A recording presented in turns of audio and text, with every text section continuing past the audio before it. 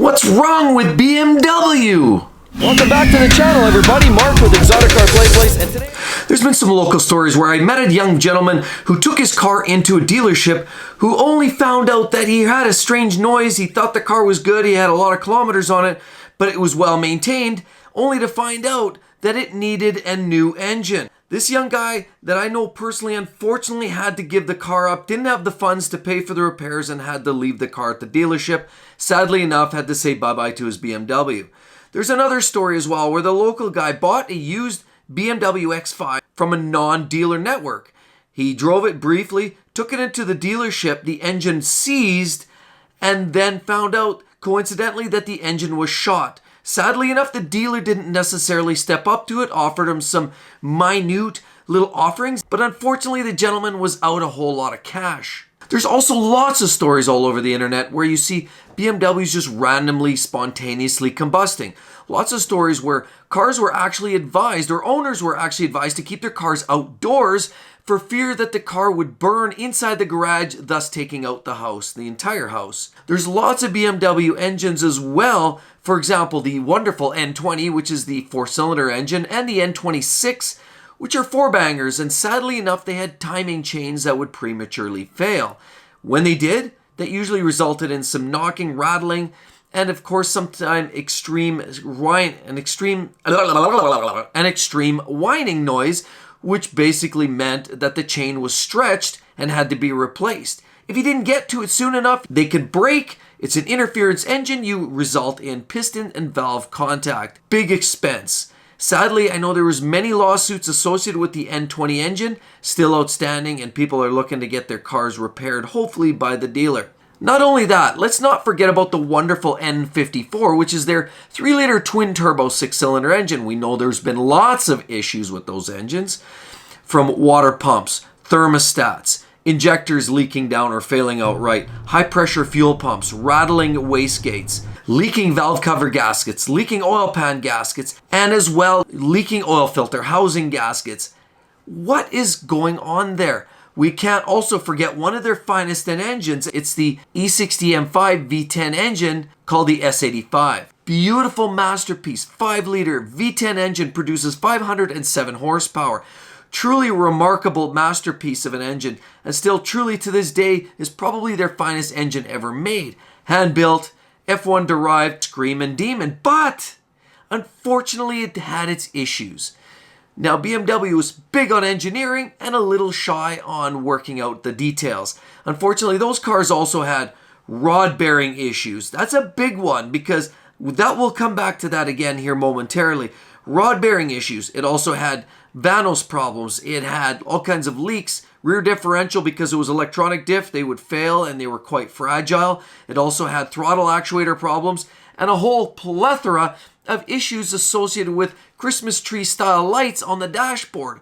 Now, I personally own one, and I can attest that every time I get behind the wheel is a thrill and a stressful moment all wrapped up in one. The thrill is the excitement of dipping into the throttle in the electrifying surge of performance, followed by rolling into the garage and that thankful relief that the engine held together and that I didn't have any new engine lights associated with it. And then there's the wonderful 4.4-liter twin-turbo V8 engine called the N63. On one hand, you have one of the best performing, best platform engines ever coming out of the German manufacturer, because it produced a lot of power, it was efficient, performed very, very well, economical, and overall was just a great engine.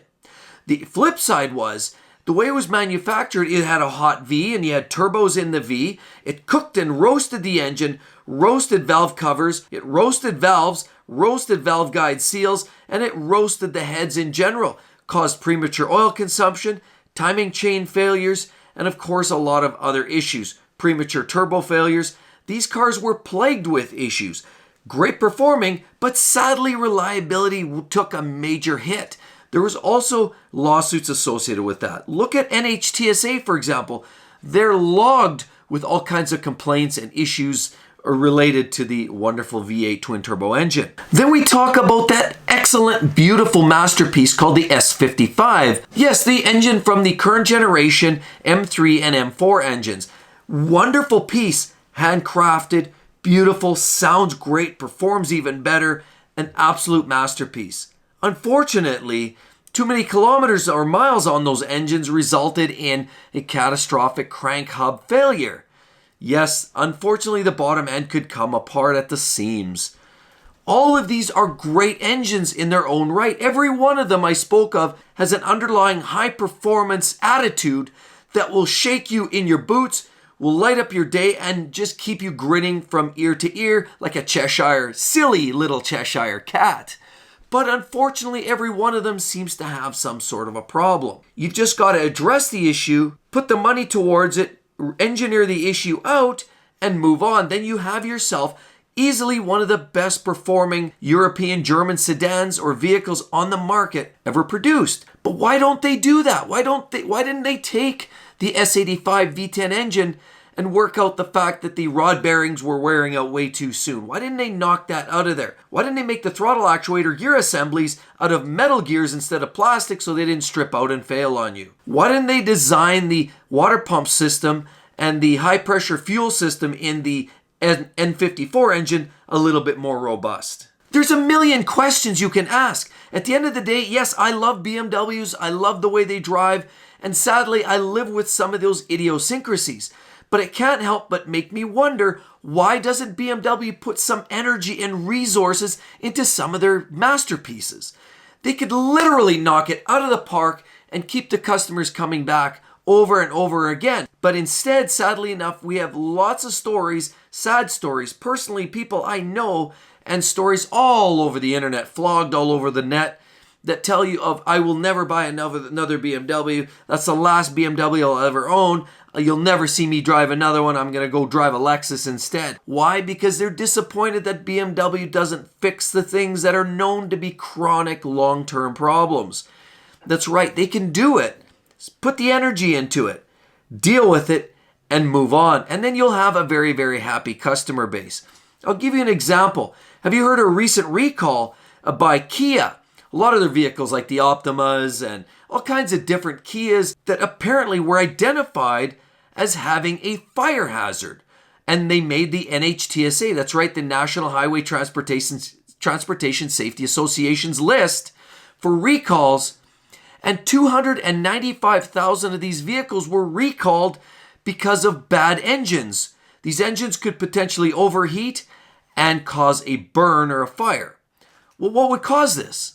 It was actually rod bearings that could take out the engine, resulting in either a rod going through the side of the block or just some other anomaly related to a failure to the rod bearings. Well, wait a minute. Didn't we just talk about rod bearings in BMW? So if Kia, a high volume, small margin company like Kia, is doing it and owning up to their vehicles to the tune of 295,000 vehicles, why doesn't BMW do the same thing? Oh, for the S85 V10. It is an easy fix, guys. Very easy fix. Take ownership. Spend a little bit money. And guess what? Maybe you, BMW, can gain some of those loyal customers back again. After all, BMW truly is the ultimate driving machine, and that's why I drive them. I would love to see BMW sort some of these issues out, but sadly enough, BMW has not addressed some of these chronic issues, and I would love to see them do that just once or twice, take that level of ownership, and deliver the goods. Well, everybody, I hope you enjoyed the video, and again, as always, be sure to click on that video and you're going to find out what are the worst BMW engines of all time. And on top of that, as you can see, we have an entirely new redesigned studio. I hope you like it. Love to hear from you guys. Talk to you real soon. Bye-bye.